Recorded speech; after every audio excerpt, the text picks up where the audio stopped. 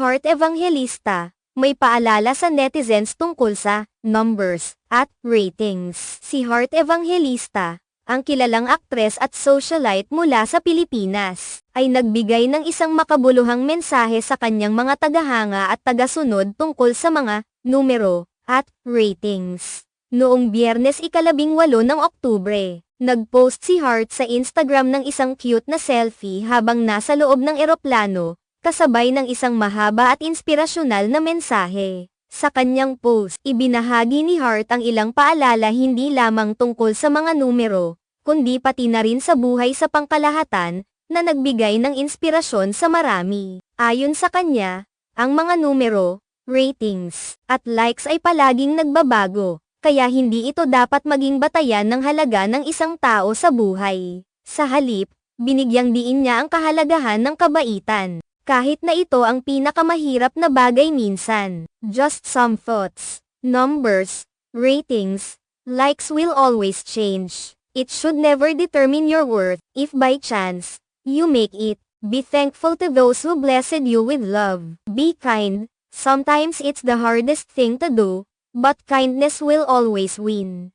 It's not how fast you get there, it's all part of the story. The show of your life is not gonna end with isang season after all. There has got to be more. So don't rush. You're on your own path. Take your time. It's not a rat race, ang kanyang isinulat. Ang mga mensaheng ito ni Heart ay nagbigay inspirasyon sa marami, lalo na sa mga kabataan na patuloy na nakakaranas ng pressure mula sa social media. Sa isang mundo kung saan ang mga tao ay madalas na nagtuon ng pansin sa mga numero at popularidad, ang kanyang mga pahayag ay isang mahalagang paalala na ang tunay na halaga ay hindi nasusukat sa mga likes at ratings. Nagtataka ang ilang mga tagahanga kung paano ang isang tao na kasing sikat ni Heart ay patuloy na naglalaan ng oras upang ipaalala ang mga simpleng katotohanan sa buhay. Sa kanyang buhay bilang isang public figure, madalas siyang nakakaranas ng mataas na antas ng scrutiny at mga inaasahan.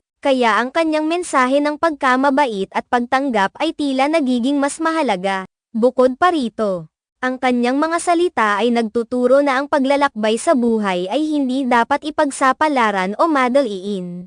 Ang bawat hakbang ay bahagi ng mas malaking kwento, at bawat tao ay may kanya-kanyang oras at daan. Ipinapakita nito ang halaga ng pagtiyak na ang bawat hakbang na ginagawa ay may kahulugan at layunin. Makikita sa mga komento ng kanyang mga tagasunod ang labis na pasasalamat sa mga paalala na kanyang ibinahagi. Maraming netizens ang nagpasalamat sa kanya at nagsabing ang kanyang mga pahayag ay nagsilbing inspirasyon sa kanilang mga personal na buhay. Bilang isang influencer, hindi lamang siya nagbigay ng inspirasyon kundi nagsilbi ring modelo para sa kanyang mga tagasunod. Sa kabila ng kanyang katanyagan, hindi siya nahihiya na ipahayag ang mga totoong damdamin at pagninilay tungkol sa buhay. Ang kanyang mensahe ay nagbibigay lakas sa iba na maging positibo at maging mabait sa kanilang kapwa, kahit na sa harap ng mga hamon. Ang pagsasagawa ng kabaitan ay hindi laging madali, ngunit ang pagkilala sa halaga ng mga simpleng bagay at ang pag-aalaga sa sarili at sa iba ay mahalaga sa pagbuo ng mas magandang mundo. Sa pagtatapos ng kanyang post, pinasigla niya ang kanyang mga tagasunod na huwag matakot na magpakatotoo at magpatuloy sa kanilang mga pangarap,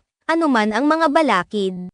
Sa huli, ang mensahe ni Heart Evangelista ay nananatiling makabuluhan at nagbibigay ng inspirasyon sa lahat. Patuloy na nagbibigay siya ng liwanag sa madilim na bahagi ng buhay, na nagsisilbing alaala na ang tunay na halaga ay hindi nasusukat sa mga numero kundi sa mga damdaming na ibabahagi at sa pagmamahal na ibinibigay natin sa isa't isa.